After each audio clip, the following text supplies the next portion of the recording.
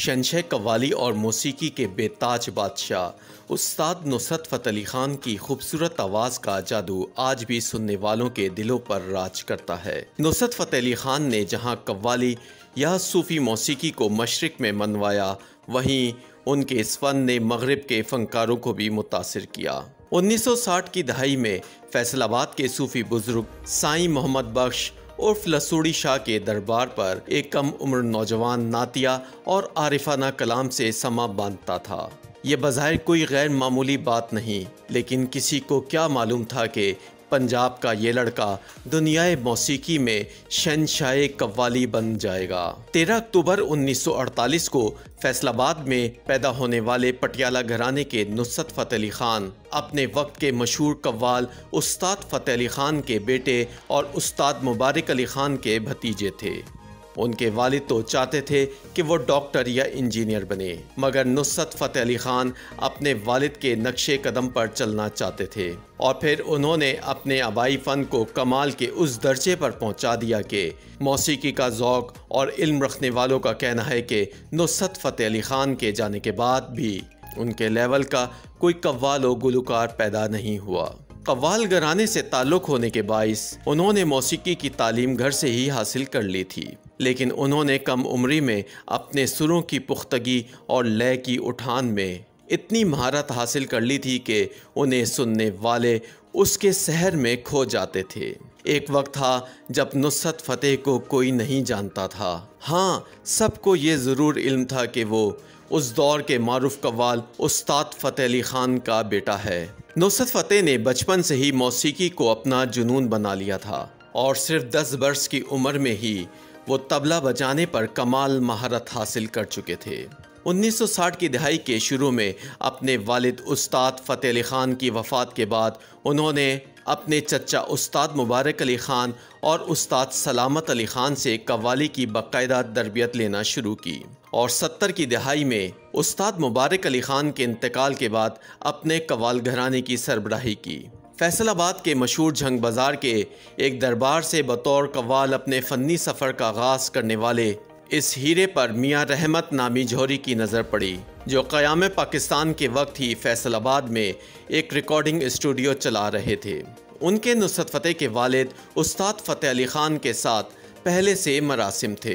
मियाँ रहमत 70 की दहाई के आखिर और 80 की दहाई के अवाइल में नुसरत फ़तेह को अपने रिकॉर्डिंग स्टूडियो ले आए, जहां से उन्होंने कव्वालियों और गज़लों की रिकॉर्डिंग का आगाज़ किया। फिर तरक्की और शोहरत की मंजिलों को छूते गए।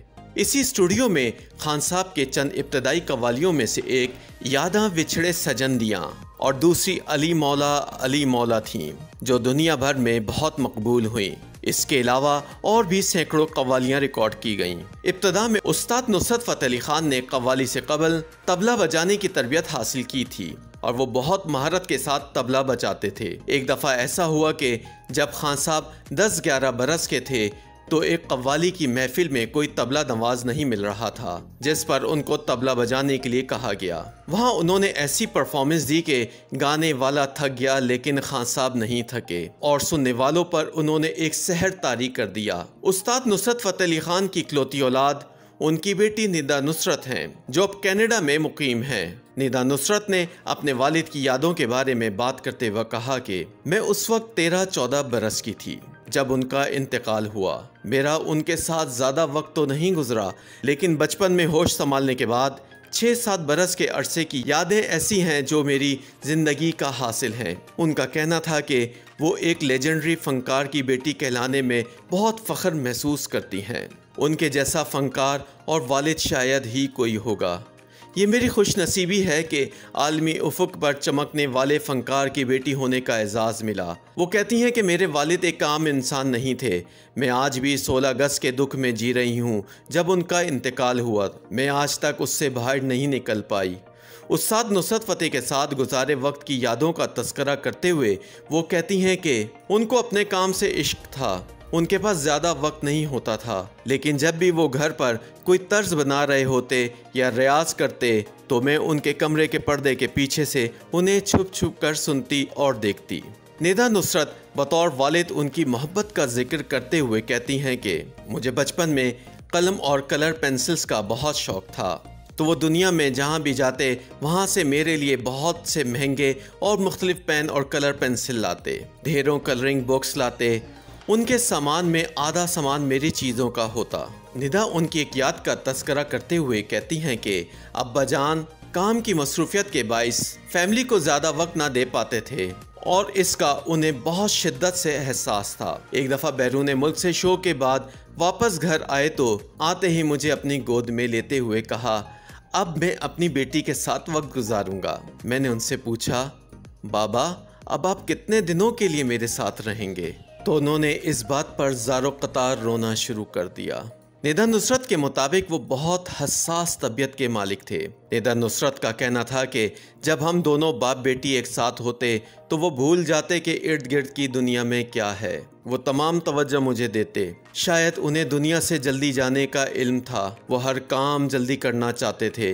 जब वालदा पूछती कि आपको खुदा ने इतनी शोहरत दी है, आपको जल्दी क्यों है, तो बाबा कहते, अभी तुम लोगों को नहीं समझा सकता। निदा नुसरत का कहना है कि जब भी कभी उनके साथ बैरून मुल्क किसी शो पर जाने का मौका मिलता तो वो मुझे स्टेज के बिल्कुल सामने बिठाते और शो के दौरान मुझे देख देख कर उनकी आंखों में चमक आती। ब्रेक के दौरान भी मुझे स्टेज पर बुलाकर पूछते रहते। वो कहती हैं कि जब भी उनकी कोई एल्बम रिलीज़ होकर आती तो उसकी पहली कॉपी वो मुझे देते, अगले दिन मार्केट में रिलीज़ करते। मैं उनकी तमाम एल्बम्स को अपने सरहाने तले रख कर सोती थी। इस सवाल पर कि क्या कभी उनके वालिद नुसरत फ़तेह अली ख़ान ने उन्हें गाने के लिए कहा, तो निदा का कहना था कि हमारे घराने की रिवायत है कि ख़वातीन नहीं गाती, लेकिन कभी जब वो घर पर होते और रियाज के दौरान मुझे बुला लेते और कहते मेरे साथ गाओ, तो मैं उनके साथ कुछ गुनगुना लेती। वो बताती हैं कि मैंने पेशा वराना तौर पर कभी नहीं गाया, लेकिन आज भी घरेलू तकारीब में कुछ गुनगुना लेती हूँ। निदा नुसरत का कहना था कि बचपन में मैं छोटी छोटी बातों पर खौफजदा हो जाती और अगर वो पास होते तो उनके पीछे छुप जाती। वो हमेशा मुझे कहते, तुम मेरी बेटी नहीं बेटा हो, कभी किसी चीज़ से घबराना नहीं और हमेशा हर चीज़ का बहादुरी से सामना करना।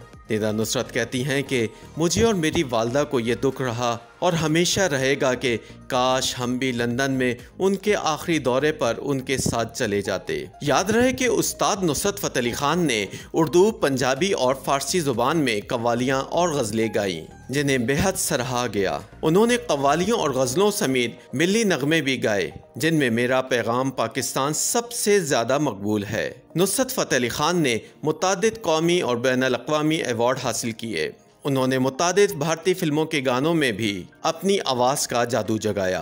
खासकर बॉलीवुड की मशहूर फिल्म धड़कन का गाना दूल्हे का सहरा सुहाना लगता है को बेहद पजीराई मिली। उनकी कव्वालियों और गीतों को पाकिस्तान और भारत के गुलकारों ने अपने अपने अंदाज में गाया है। शहंशाह कव्वाली नुसरत फ़तेह अली ख़ान जिगर और गुर्दे की बीमारी के बाइस 16 अगस्त 1997 को सिर्फ 48 बरस की उम्र में दुनिया फ़ानी से कूच कर गए, लेकिन उनके गाए गए गीत उनकी सुरीली आवाज़ में अमर हो गए। YouTube पर गूगली न्यूज देखने के लिए youtube.com की सर्च बार में गूगली न्यूज टीवी टाइप करें। गूगली न्यूज के पेज पर सुर्ख रंग के सब्सक्रिप्शन वाले बटन पर क्लिक करना ना भूलिए। YouTube पेज पर अपलोड होने वाली वीडियोस से बाखबर रहने के लिए बेल आइकन पर क्लिक कीजिए। आपको हर नई वीडियो के बारे में नोटिफिकेशन मौसूल हो जाएगा।